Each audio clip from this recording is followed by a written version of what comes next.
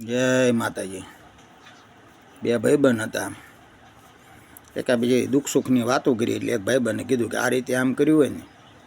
તો માતાજી ભાઈ જવાબ માંગ્યું આપણે કેમ થાય છે પાટ બાટ ઢાળવી, એટલે કે તો હાલો ઢાળવી કે અત્યારે નહીં રાતે જમી કરવી 9 વાગે ભેગા થયા। પહેલાં કીધું એ કે તમે કેટલા ભાઈ હતા કે અમે 4 ભાઈ,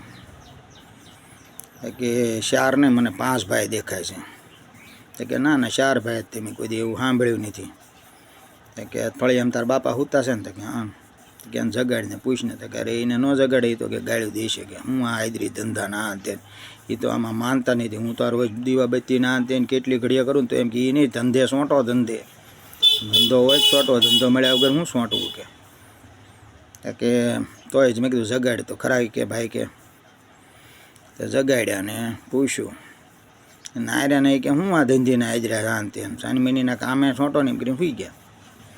પછી કે તારે કોઈ બેન મોટી છે તો કે હા કે વડોદરા છે અમારી બેન, ફોન કર્યો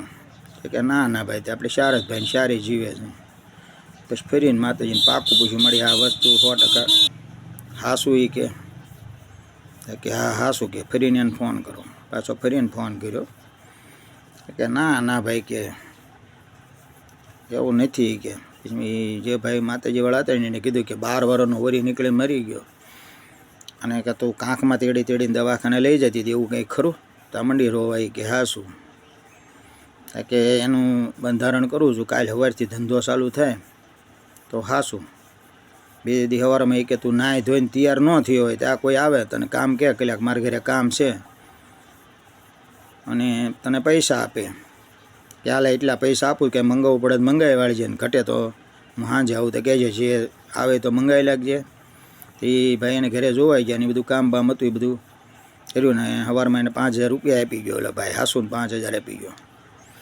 એ ભાઈ પછી એને ઘરે જોઈ આવ્યા કામને કામ ધંધો ચાલુ કર્યો ને ધમધોકાર હાલ્યો ને પછી ઘણા વર્ષ વયા ગયા 10-12 વર્ષ। એ ભાઈને એના ઘરના બે વિચાર કરતા હતા કે ફરીને આપણે ભાઈ કે ભાઈને બોલાવવા છે એમ। એ જ ભાઈનો ફોન ગયો કે શું કરો તો કે અમે અગાશી બેઠા બેઠા તમારી જ વાતો કરી, હું અગાશી હું આવી છે બેઠા છે કે પથારીમાં તમારી જ વાત કરવી છે કે બોલાવી ત્યારે બહુ તકલીફ છે કે 2-5 વર્ષ પાછી તકલીફ પડી ગઈ છે કે શર્ટ બટ પહેરો ન પહેર્યો હોય તો અને માતાજી અમે બે હું કહું એટલું કહો। પાછું એણે કર્યું ને કીધું અને થયું અને પાછો ધંધો ચાલુ થયો। એને વાત કરી કે ધંધો ચાલુ થઈ ગયો છે હવે કે તું આવીને હવે બાધા કરી જાય કે વાંધો નહીં। પછી ભાઈ 2-3 વર્ષ ધંધો ધમધોકાર હાલ્યો એટલે કે ધમધોકાર ધંધો હાલે ને પછી આવી જાય તાત્કાલિક નહોતો 2-3 વર્ષ પછી ભાઈ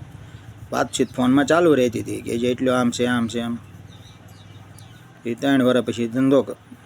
બાધા કરવા આવ્યા હતા કે તમે મારા ભગવાન છો, તમે મારા ગુરુ છો, હું તમને ગુરુ માનું છું, આમ છે ને તેમ છે ને ફલાણું બહુ સારું બોલ્યો। એટલે એ ભુવાજીએ કીધું કે ભાઈ તું તમારા ઘરને કે તમે જાઓ તમારે ઘરનું ખાનગી કામ છે, એને ઘરના બહાર બી ગયા। પછી ભાઈએ પાટ ઉપર બેઠા જઈને કીધું એ કે પહેલાં તો હું કારક પાટ ઢાળતો, હવે રેગ્યુલર પાટ ઢાળું છું અને બાધા કરવા ઘણા લોકોને ઘણાને કામ થાય છે, પણ એ કે તું ન આવતો હવે કારે કે કેમ કે મેં પહેલી વાર ધંધો આપ્યો પછી તે કાંઈ ઓલું ન કર્યું, બીજી વાર તને ધંધો આપ્યો કૂતો જગાડીને એમ કહેવાય ને કે આ તું બેઠો હતો ને અગાશી ઉપર મેં ફોન કર્યો હતો ને કે આ તો મને કંઈક ખબર તો પડી ગઈ છે ને કે આ ભાઈ તકલીફમાં છે ને તું મને યાદ કરે છે એમ કે હા કે એટલે જ હું તમને ગુરુ માનું તમે ભગવાન જેવા છો ને આમ છો કે તું હવે ન આવતો, તારો નંબર ડિલેટ મારું છું, જો આ ફોન બતાવ્યો ને તારો નંબર છે ને ડિલેટ મારું છું, મેં તને ધંધો આપ્યો હતો તારા બૈરા છોકરા સુખી થાય એના માટે આપ્યો હતો, તને બીજી બૈરી અરે લફરા કરવા માટે ધંધો નહોતો આપ્યો એટલે તું હવે ન આવતો તો કે મારી ભૂલ થઈ ગઈ આમ તેમ